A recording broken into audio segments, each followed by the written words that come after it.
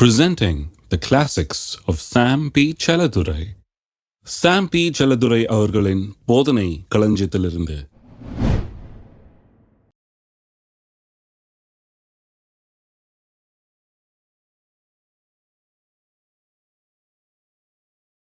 புதிய உடன்படிக்கை ஜெபத்தின் மேன்மைகள் என்று இங்கே போதித்து வருகிறேன்.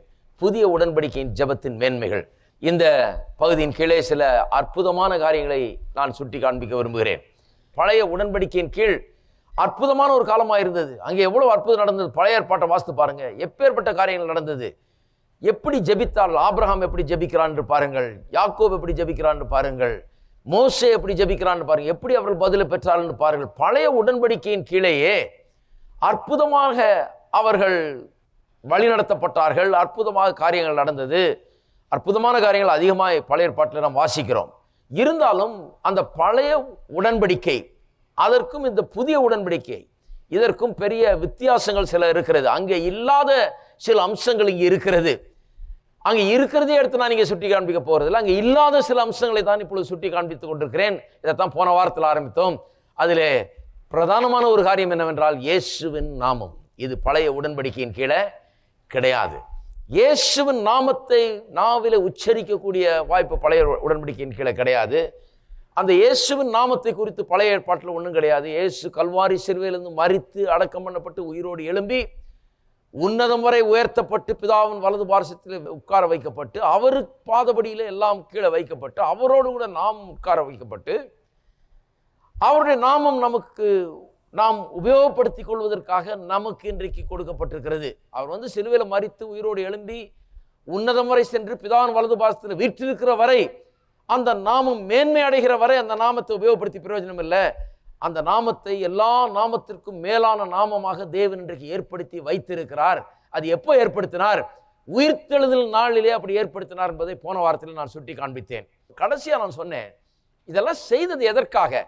அவரை சிலுவை வரை கொண்டு சென்று அங்கே மரிக்க செய்து உயிரோடு எழும்பச் செய்து தனது வலது பார்சத்து வரைக்கும் அவரை உயர்த்தி எல்லாவற்றையும் அவருடைய பாதத்தை கீழ்ப்படுத்தி இவ்வளவெல்லாம் செய்தது எதற்காக? இவ்வளவு பெரிய நாமத்தை அவருக்கு வானத்திலும் பூமியிலும் பூமிக்கு கீழான ஒரு பாதாளத்திலேயும் எல்லா நாமத்திற்கும் மேலான நாமத்தை அவருக்கு தந்தது எதற்காக? அவர் ஏதாவது ஒரு நாளாவது அந்த நாமத்தை உபயோகப்படுத்தினார் என்று அவருடைய பிரயோஜனத்துக்காக இது செய்யப்பட்டது என்று எங்காவது வாசிக்கிறீர்களா? கிடையவே கிடையாது. அவருக்காக அல்லது. அவர் எப்பவுமே உயர்ந்தவர் தான். அவர் எல்லாவற்றுக்கும் மேலாக உயர்ந்தவராக தான் இருந்தார். இப்போ அவர் உயர்த்தப்பட்டார் என்பதனுடைய முக்கியத்துவம் எங்க அடங்கி இருக்குதுன்னு சொன்னா, இப்ப மனுஷனா வந்திருக்கிறாரு. இப்ப அவர் உயர்த்தப்படுதல், அவருக்கு ஒரு உன்னதமான நாமம் கொடுக்கப்படுதல் என்று சொல்வது ஒரு மனுஷனுக்கு அப்பேற்பட்ட ஒரு காரியம் இப்பொழுது நடந்திருக்கிறது. அங்கதான் அதனுடைய மேன்மையே இருக்கிறது. அப்ப அவருடைய பிரயோஜனத்துக்காக இதெல்லாம் செய்யப்படவில்லையாம். யாருடைய பிரயோஜனத்துக்காக செய்யப்பட்டது? சபையினுடைய பிரயோஜனத்துக்காக. அதனால்தான் சொல்றாரு, சபையை பார்த்து என் நாமத்தினாலே எல்லாத்தையும் செய்யுங்க. நீங்க என் நாமத்தினாலே வியாதியஸ்தர் மேல் கை வைங்க, அவர்கள் சொஸ்தமாவார்கள். என் நாமத்தினாலே பிசாசுகளை விரட்டுங்கள். என் நாமத்தில் எதை செய்யுங்க? அப்போஸ்தலர் நடவடிக்கைகள் முழுக்க பார்த்தீங்கன்னா இன்னைக்கு காண்பிக்க போகிறேன். அவருடைய நாமத்தில் தான் எல்லாவற்றையும் அவர்கள் செய்தார்கள். அவருடைய நாமத்துக்கு ஒரு பிரதானமான இடம் ஆதி திருச்சபையிலே கொடுக்கப்பட்டு வந்தது. அவருடைய நாமத்தை பிரசங்கித்தார்கள், அவருடைய நாமத்தில் போனார்கள், அவருடைய நாமத்தில் அற்புதத்தை செய்தார்கள், அவர் நாமத்தில் காரியங்களை நடப்பித்தார்கள் என்று வாசிக்கிறோம். ஆகவே நம்முடைய பிரயோஜனத்துக்காக இதை மூலம் புரிந்து கொள்ள வேண்டும். இந்த நாமத்துக்கு பின்னால் என்ன இருக்குது என்பதை குறித்து இன்றைக்கு நான் சொல்ல போகிறேன். இந்த வெறும் நாமம் அல்ல, நான் போன வாரம் சொன்னேன் இல்லையா, வெறும் இந்த வார்த்தையை சொல்றதுனால அல்ல, அந்த நாமத்துக்கு பின்னாலே ஏதோ ஒன்று இருக்கிறது. ஆகவே தான் இந்த வார்த்தையை சொல்லும் போது அந்த வார்த்தையில வல்லமை இருக்கிறது, அந்த வார்த்தைக்கு மேன்மை இருக்கிறது, அந்த வார்த்தைக்கு அதிகாரம் இருக்கிறது. அந்த நாமத்துக்கு பின்னால் என்ன இருக்குதுன்னு நான் இன்றைக்கு காண்பிக்க போகிறேன். அதுக்கு முன்னால் எபேசியர் 1ஆம் அதிகாரத்துக்கு போவோம். ஒரு நிமிஷம். இது சபையினுடைய பிரயோஜனத்துக்காக தான் எல்லாம் செய்யப்பட்டது. இந்த உன்னதமான நாமம் அவர் கொடுக்கப்பட்டதெல்லாம் எதற்காகவும் சபையினுடைய பிரயோஜனத்துக்காக என்று நான் இங்கே உங்களுக்கு வாசித்து காண்பிக்க விரும்புகிறேன். இதை ஜனங்கள் புரிந்து கொள்ள வேண்டும் என்றுதான் அப்போஸ்தலனாகிய பவுல் இங்கே ஜெபிக்கிறார். 19ஆம் வசனம், எபேசியர் 1:19, தாம் கிறிஸ்துவை மரித்தோரிலிருந்து எழுப்பி அவரிடத்தில் நடப்பித்த தமது பலத்த சத்துவத்தின் வல்லமைப்படியே விசுவாசிக்கிறவர்களாகிய நம்மிடத்திலே காண்பிக்கும் தம்முடைய வல்லமையின் மகா மேன்மையான மகத்துவம் என்னதென்றும் நீங்கள் அறியும்படிக்கு அவர் உங்களுக்கு பிரகாசமுள்ள மனக்கண்களை கொடுக்க வேண்டும் என்றும் வேண்டிக் கொள்கிறேன். அவர் சொல்றாரு, இதை புரிந்து கொள்வதற்கு உங்கள் மனக்கண்கள் திறக்கப்பட வேண்டும். எதை புரிந்து கொள்கிறதுக்கு? எப்படி அவரை சிலுவையில் மரிக்க செய்தார், அவரை உயிரோடு எழுப்ப செய்தார், அதன் மூலமா என்ன நடந்திருக்கிறதுங்கிற காரியங்களை புரிந்து கொள்வதற்கு, சிலுவை மரணத்தையும் அங்கே நடந்ததையும் உயிர்த்தெழுதலிலே சம்பவித்ததையும் நாம் புரிந்து கொள்ளும்படியாக மனக்கண்கள் திறக்கப்பட வேண்டும். இவ்வளவெல்லாம் செஞ்சிருக்கிறாரு. இதெல்லாம் அவருடைய நன்மைக்காக செய்யல. இது யாருக்காக? நமக்காக செஞ்சிருக்காரு. நமக்கு இது விளங்குற வரைக்கும் நமக்கு வெற்றி இருக்க முடியாது. இதை விளங்கி கொள்ளும்படியாக மனக்கண்கள் திறக்கும்படியாக வேண்டிக் கொள்கிறேன்னு சொல்கிறார். என்ன நடந்ததாம் சிலுவையிலே? சிலுவையின் மூலமா என்ன நடந்தது? 20ஆம் வசனம். எல்லா துரைத்தனத்துக்கும் அதிகாரத்துக்கும் வல்லமைக்கும் கர்த்தத்துவத்துக்கும் இம்மையில் மாத்திரமல்ல மறுமையிலும் பேர் பெற்றிருக்கும் எல்லா நாமத்துக்கும் மேலாய் அவர் உயர்ந்திருக்கத்தக்கதாக, எல்லா நாமத்துக்கும் மேலாக இந்த நாமம் உயர்ந்திருக்கும்படியாக, எல்லா நாமம் வானத்தில் பூமியிலும் பூமியில் கீழாலும் மத்தியில் எல்லா நாமத்துக்கும் மேலாக இந்த நாமம் உயர்ந்திருக்கத்தக்கதாக, எல்லா துரைத்தனத்தையும் அதிகாரம் வல்லமை கர்த்தத்துவம் எல்லாவற்றுக்கும் மேலாக இந்த நாமம் இருக்கும்படியாக அவரை உன்னதங்களில் தம்முடைய வலது பாரசத்தில் உட்கார செய்து எல்லாவற்றையும் அவருடைய பாதங்களுக்கு கீழ்ப்படுத்தி எல்லாவற்றாலும் நிரப்புகிறவருடைய நிறைவாகிய சரீரமான சபைக்கு அவரை எல்லாவற்றுக்கும் மேலான தலையாக தந்தருளினார். இது ஆங்கில மொழிபெயர்ப்பிலே ரொம்ப அழகாக வருது. எல்லாவற்றாலும் நிரப்புகிறவருடைய நிறைவாகிய சரீரமான சபைக்கு பிரயோஜனமாக இருக்கும்படியாகவே வருது. அப்படியே for the benefit of the சர்ச்னே வருது. சபையினுடைய பிரயோஜனத்துக்காகவே. அப்ப அவரை எல்லா துரைத்தனம் அதிகாரம் வல்லமை கர்த்தத்துவம் எல்லாவற்றுக்கு மேலாக ஏன் உயர்த்தினார்? அவர் ஏன் உன்னதங்களில் உட்கார வைக்கும்படி செய்தார்? எல்லாவற்றையும் அவருடைய பாதத்துக்கு ஏன் கீழ்ப்படுத்தினார்? ஏன் இவ்வளவு பெரிய ஒரு சம்பவம் நடந்தது? எதுக்காகவும்? சபையினுடைய பிரயோஜனத்துக்காக. சபைன்னு சொன்னா நம்முடைய பிரயோஜனத்துக்காக. நான் இன்றைக்கு கேட்கிறேன் அருமையானவர்களே, இது உங்களுக்கு பிரயோஜனமா இருக்குதா? இயேசு சிலுவையில் மரித்தது, உயிரோடு எழுந்தது, அவருக்கு எல்லா நாமத்துக்கும் மேலான நாமம் கொடுக்கப்பட்டிருக்கிறது. உங்களுக்கு எந்த விதத்தில் பிரயோஜனமா இருக்குது? எப்படி உங்களுக்கு அது பிரயோஜனமா இருக்க முடியும்? நான் சொல்லுகிறேன், எப்படி பிரயோஜனமா இருக்க முடியும்னா, நாம் அந்த நாமத்துக்கு பின்னால என்ன இருக்குது, எப்பேற்பட்ட வல்லமை இருக்கிறது, எப்பேற்பட்ட மேன்மை இருக்கிறது நாமத்தில் என்பதை புரிந்து கொண்டு இந்த நாமத்தை நம்முடைய அன்றாட வாழ்க்கையிலே நாம் உபயோகப்படுத்தும் போது நமக்கு இதன் மூலமாக பிரயோஜனம் உண்டாகிறது. இன்றைக்கு உண்மை என்னவென்றால், அநேக கிறிஸ்தவர்களுக்கு இந்த நாமத்தை பற்றியே தெரியாமல் இருக்கிறார்கள். இந்த நாமத்தை பற்றி சபை அதிகமாக பிரசங்கிப்பதில்லை, இந்த நாமத்தை அறிவிப்பதில்லை. இந்த இயேசுவின் நாமம் இது எவ்வளவு அற்புதமான நாமம்! இந்த நாமம் ஏன் உயர்ந்த நாமமாக இருக்கிறது?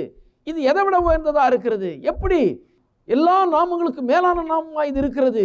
என்ன விதமான அதிகாரம் வல்லமையும் இதில் இருக்கிறது என்பதை இன்றைக்கு போதிக்கிறதில்லை. சபையானது இந்த சத்தியத்தை அப்படியே அடக்கி வைத்திருக்கிறது. இதை போதிக்கிறது இல்லை, இதை ஜனங்களுக்கு சொல்லுகிறது இல்லை.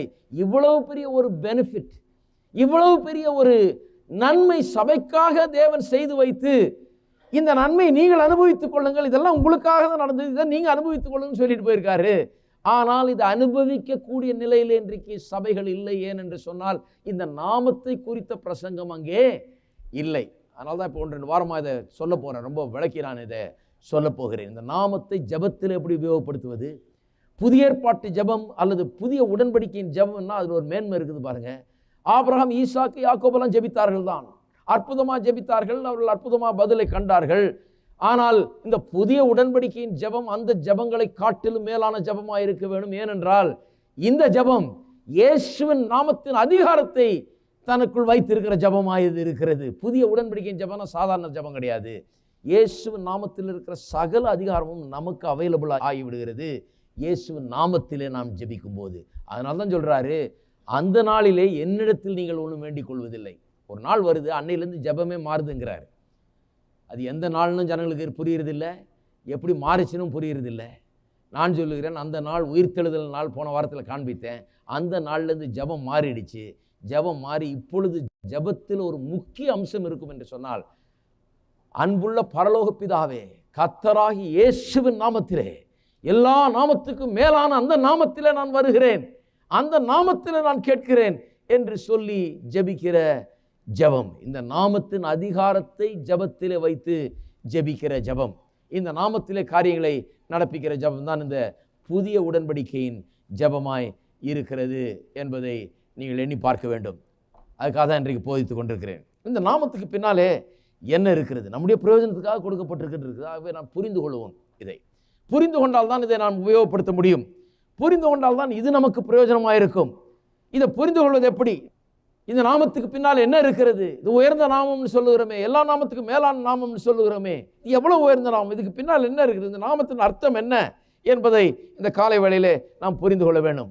ஒரு காரியத்தை நீங்கள் அறிந்து கொள்ள வேண்டும். அது என்னன்னு சொன்னால், இந்த நாமத்திலே என்னவெல்லாம் அடங்கி இருக்குதுன்னா, தேவனுடைய சகல தன்மைகளும் அவருடைய வல்லமையும் அவருடைய மகிமையும் இந்த நாமத்தில் அடங்கி இருக்கிறது. ஆகவே தான் நம்முடைய எல்லா தேவைகள் மத்தியிலையும் அந்த தேவைகளை பெற்றுக்கொள்ளும்படியாக, விடுதலையை காணும்படியாக இந்த நாமத்திலே நாம் வேண்டிக் கொள்ளும்படியாய் இங்கே போதிக்கப்படுகிறோம். ஏனென்றால் அந்த நாமத்திலே தேவனுடைய சகல தன்மையும் சகல வல்லமையும் சகல மகிமையும் அந்த நாமத்துக்குள்ளே அடங்கி இருக்கிறது. இதை ஸ்டெப் பை ஸ்டெப்பாக இன்றைக்கு விளக்க நான் இருக்கிறேன். ஒரு 4 ஸ்டெப்பில் விளக்கிறேன். இதை புரிந்து கொள்ளுங்க. இந்த நாமத்துக்குள்ளே என்ன இருக்குது? இந்த நாமத்துக்குள்ளே அவருடைய வல்லமையெல்லாம் இருக்குது. இந்த நாமத்துக்குள்ளே அவருடைய தன்மையெல்லாம் இருக்கிறது, அவருடைய மகிமையெல்லாம் இருக்கிறது. இதை எப்படி விளங்கிக் கொள்ளலாம்? முதலாவது, ஆதியிலே இந்த நாமங்கள் பெயர்கள் உபயோகப்படுத்தப்பட்ட காலம் துவங்கி தேவன் மனுஷனை சிருஷ்டித்த உடனே ஆதாமுக்கு பெயர் வச்சார், ஆதாம்னு. ஆதாம் ஏவாளுக்கு பெயர் வைத்தான், ஏவாள் என்று சொல்லி. அந்த காலம் துவங்கி ஒவ்வொரு பெயரும் அந்த பெயருக்குள் இவைகளை அடக்கி இருக்கிறதா இருந்தது. அந்த பெயருக்குள் இதெல்லாம் அடங்கி இருந்தது. என்ன அடங்கி இருந்தது? யாருக்கு என்ன பெயர் கொடுக்கப்படுகிறதோ அந்த ஆள் அந்த பெயரின் மூலமாக தன்னுடைய சுவாபத்தையும் தனக்கு இருக்கிற வல்லமையும் மேன்மையும் மகிமையும் வெளிப்படுத்தக்கூடிய பெயராக அந்த மனுஷனுக்கு கொடுக்கப்படுகிறது. இன்றைக்கி தான் பெயர் வைக்கும்போது எப்படி பெயர் வைக்கிறோம்? ஸ்டைலாக இருக்கிறதா வைக்கிறோம். நல்லா சவுண்ட் பண்ணுறது ஸ்டைலாக சவுண்ட் பண்ணிச்சுன்னா பரவாயில்ல, போதும்னு வச்சுக்கணும். இல்லை, யாராவது அந்த பேரை வச்சுருப்பாங்க, அது நல்லா இருக்குதுன்னு ஒன்று டக்குன்னு தூக்கி நாமளும் வைத்து கொள்ளுகிறோம். அந்த காலத்தில் பெயர்கள் என்பது ஆதி காலத்தில் எப்படி வைக்கப்பட்டதுன்னு சொன்னால் அர்த்தமுள்ள பெயர்களாக வைக்கப்பட்டது. அப்போ ஆதாம் ஏவாளுக்கு ஏவாள்னு பெயர் வைத்த போது என்ன அர்த்தம்னு சொன்னால் மதர் ஆஃப் ஆல் லிவிங் அல்லது லைஃப் கிவர். லைஃப் கிவர் என்று அர்த்தம். லைஃப் கிவர்னு சொன்னால் ஜீவனை கொடுக்கிறவள். அவள் எப்படிப்பட்டவளாக இருப்பாள்? இந்த மனுக்குலத்துக்கே அவர் தாயாக இருப்பாள் என்பதை அந்த பெயர் வெளிப்படுத்தினது. அப்படிதான் அந்த காலத்தில் பெயரை கொடுத்தார்கள். சில நேரத்தில் பெயரை மாற்றியே வைத்தார் கர்த்தர். ஏன் என்று சொன்னால், சிலர் பேர் வச்சிடுறாங்க, ஆனால் கர்த்தருடைய நோக்கத்துக்கும் இந்த பேருக்கும் சம்பந்தம் இல்லாத பேராக இருக்குது. அதனால கர்த்தர் சொல்றார், வா உன்னை முதல்ல பேரை கொஞ்சம் மாற்றணும். நிறைய பேருக்கு இன்றைக்கு பேர் மாற்ற வேண்டியதாக இருக்குது. பேர் மாற்றினதுனால லக்கு வரும் இல்லை. பேர் மாற்றும் போது என்ன ஆகிறது? சில நேரத்தில் கர்த்தருடைய நோக்கங்களை வெளிப்படுத்தும்படியாக நம்ம ஒரு பேரை வச்சோம்னா, சும்மா ஏதோ ஒரு பேரை வைக்கிறதுக்காக இல்லை, இது எந்த மதம் மாற்றத்துக்காக பேர் மாற்றுறது அல்ல. நான் முன்ன இப்படி இருந்தேன், இன்னைக்கு கிறிஸ்தவன் ஆகிட்டேன், அதனால் இந்த பேரை வச்சுக்கிறேன், அப்படி அல்ல. பெயர் வைப்பது என்று சொல்வது கர்த்தருடைய நோக்கங்களை ஒரு மனுஷன் புரிந்து கொண்டு அந்த நோக்கங்களை தனக்கு முன்பாக வைத்து அந்த நோக்கங்களை தன்னுடைய வாயிலே எப்போ பேசிக்கொண்டிருக்கும்படியாக பெயர்கள் மாற்றப்பட்டிருக்கிறது வேதத்திலே. ஒரு பெரிய உதாரணம் ஆபிரகாம் இல்லையா? ஆபிராம் என்று இருந்தவன் ஆபிரகாம் என்று மாற்றப்பட்டான், பெயர் மாற்றப்பட்டது. ஆபிராம் என்றதுக்கு என்ன அர்த்தம்? Exalted father, high father. அந்த அப்ன்றது அப்பா, அப்பாலேருந்து வருது பாருங்க. அப்பவே அவன் அப்பான்னு அழைக்கப்பட்டான். ஆபிரகாம்னு அப்பான்றதை வச்சுட்டார் கர்த்தர் உள்ள ஆபிரகாம்ன்றதுலையே, பழைய பேர்லையே. ஆனால் உயர்த்தப்பட்ட ஒரு தகப்பன், உன்னதமான தகப்பன் என்ற பேர் இருந்தது. ஆனால் பிள்ளையே இல்லை அவனுக்கு பாருங்க. இப்ப அந்த பேர் வேணாம்பா உனக்கு, ஏன்னா உனக்கு பிள்ளையே இல்லை. இனி பிள்ளை பிறக்க போது, உனக்கு ஒரு சந்ததி உண்டாக போகிறது, அந்த சந்ததி வானத்து நட்சத்திரத்தை போல இருக்க போகிறது என்பதை பிரதிபலிக்கக்கூடிய ஒரு பெயர் உனக்கு தேவை.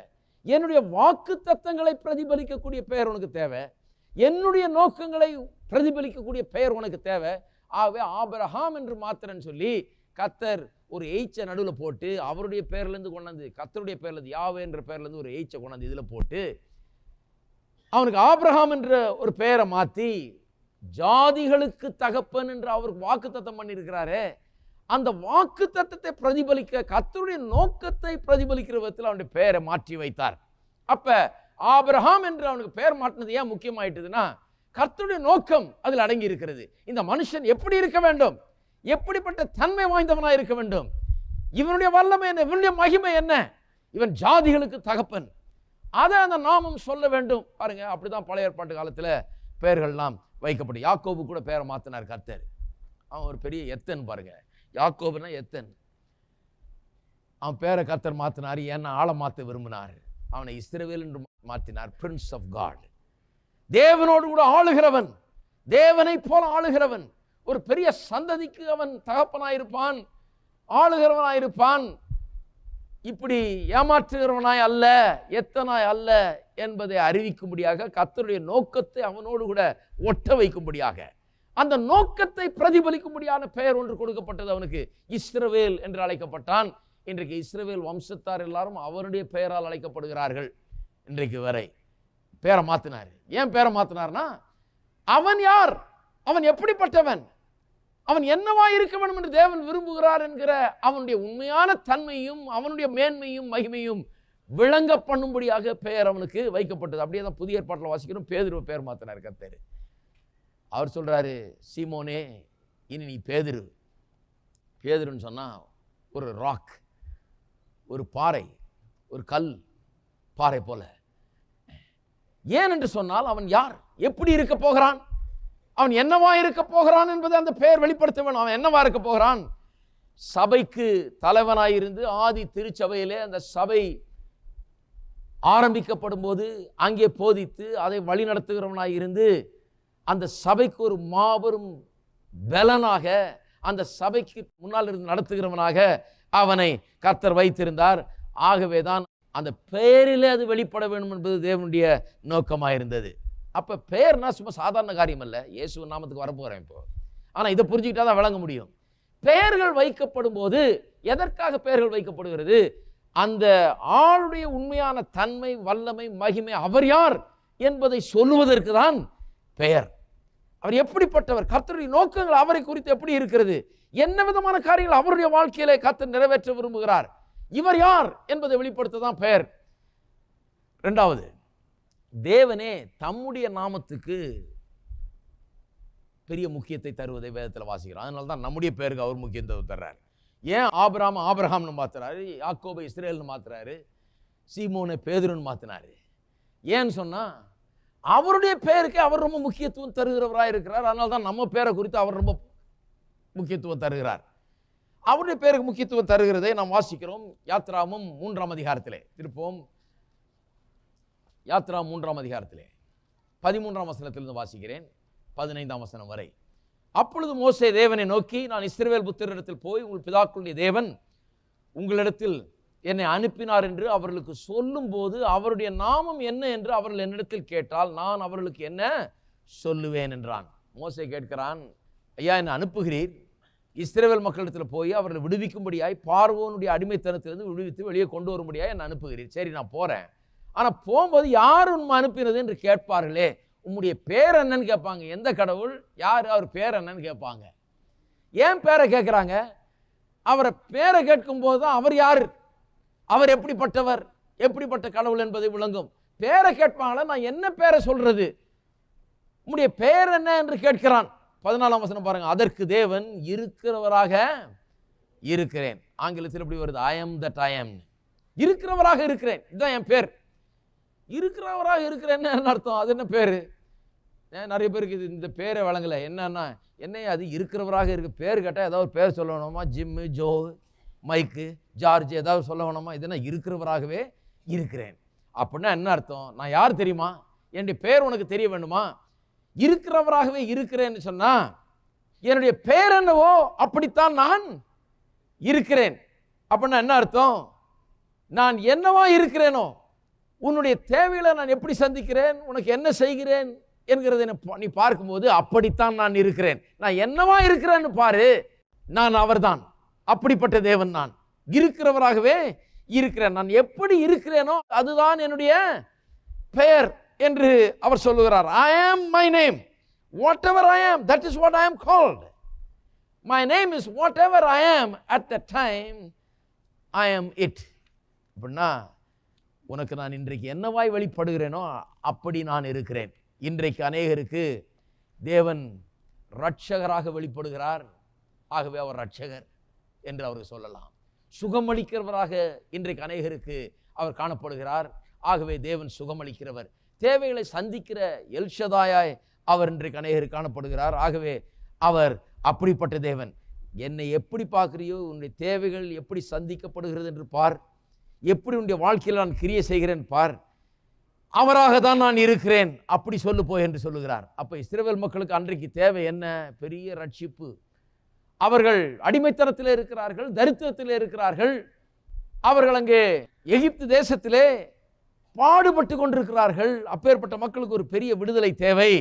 அப்போ கர்த்தர் சொல்றாரு, உன்னுடைய விடுதலை என்னிடத்தில் இருக்கிறது, நான் தான் உன்னை விடுவிக்கிறவர், நான் தான் உன்னுடைய தேவைகளை சந்திக்கிறவர், ஆகவே நான் இருக்கிறவராகவே இருக்கிறேன், நான் விடுவிக்கிற தேவன், தேவைகளை சந்திக்கிற தேவன், உன்னை இங்கிருந்து வெளியே கொண்டு வருகிற தேவன், அதை நீ காணப்போகிறாய், இதுதான் என்னுடைய நாமம் என்று சொல்லி அப்படி சொல்லுகிறார்.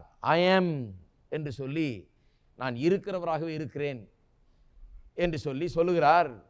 அதற்கு தேவன் இருக்கிறவராகவே இருக்கிறேன் என்று மோசேன்னு சொல்லி, இருக்கிறேன் என்பவர் என்னை உங்களிடத்தில் அனுப்பினார் என்று இஸ்ரவேல் பக்தரோட சொல்வாயாக கர்த்தர் சொல்றார். இருக்கிறேன் என்பவர் கர்த்தர் ஒரு இருக்கிறார், என்னை காண்கிறார், என்னை விடுவிப்பார், எனக்கு எல்லாவற்றையும் செய்வார், அவர் ஜீவனுள்ள தேவன், அதுதான்ப்பா என்னுடைய பெயர், அப்படிப்பட்டவர் தான் நான்.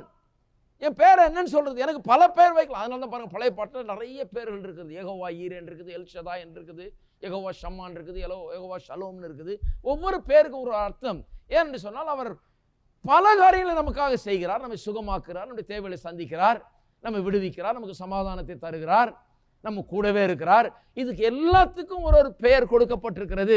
யெகோவா ராப்பா என்று சொன்னால் நம்மை சுகமாக்குகிற தேவன், யெகோவா ஈரேன்னு சொன்னால் நம்முடைய தேவைகளை சந்திக்கிற தேவன், யெகோவா ஷலாம் என்று சொன்னால் நம்முடைய சமாதானத்தின் தேவனாக இருக்கிறார், யெகோவா ஷம்மா என்று சொன்னால் நம்மோடு கூட இருக்கிற தேவனாக இருக்கிறார், யெகோவா சித்கன்யூ என்று சொன்னால் நம்முடைய ஜெய கொடியாக அவர் இருக்கிறார். இப்படி சொல்லிக்கொண்டே போகலாம். எல்லாமாகவும் அவர் இருக்கிறார். இதுதான் பல நாமங்கள் அவருக்கு கொடுக்கப்பட்டது பழைய ஏற்பாட்டு காலத்திலே. அப்போ கர்த்தர் சொல்லுகிறார், நான் இருக்கிறேன், பயப்படாத, நான் போயிடல, நான் இல்லாமல் இல்லை, நான் இருக்கிறேன், உனக்கு எல்லாவற்றையும் செய்யக்கூடிய உன்னுடைய விடுதலையின் கர்த்தராய் நான் இருக்கிறேன் என்று சொல்லுகிறார். சரி, ஆகவே தேவன் அவருடைய நாமத்தை எப்படி சொல்லுகிறது என்பதில் கரிசனையாக இருக்கிறார். ஏதோ ஒரு பேரை சொல்லலை, தான் யார் என்பதை வெளிப்படுத்தும்படியாக சொல்றார் பேரை. ஐ ஆம் தட் ஐ ஆம், நான் இருக்கிறவராகவே இருக்கிறேன். ஏதோ ஒரு பேரை சொல்லியிருக்கலாம், நான் தான் கடவுள், என் பேர் இதுதான் அப்படின்னு சொல்லியிருக்கலாம். கிடையாது, ரொம்ப கருத்தாய் அதை சொல்லுகிறார். என் பேர் உனக்கு வேணுமா? இதுதான் என் பேர்.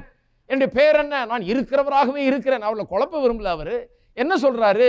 என்னுடைய பேர் இதுதான்ப்பா, நான் இப்படியெல்லாம் இருக்கிறேன், பலவிதமா இருக்கிறேன், நான் உனக்கு எல்லா தேவையை சந்திக்கிறவனா இருக்கிறேன், உன்னை விடுவிக்கிறவனா இருக்கிறேன், உன்னுடைய ரட்சகராக இருக்கிறேன், உன்னை சுகமாக்குகிறவனா இருக்கிறேன், உனக்கு எல்லாவற்றுக்கும் எல்லாமா நான் இருக்கிறேன், இருக்கிறவராக இருக்கிறேன் என்று சொல்லி அவ்வளவு ஒரு ஜாக்கிரதையோடு தன்னுடைய பெயரை அவர் கரிசனை எடுத்து அங்கே வெளிப்படுத்துகிறார்.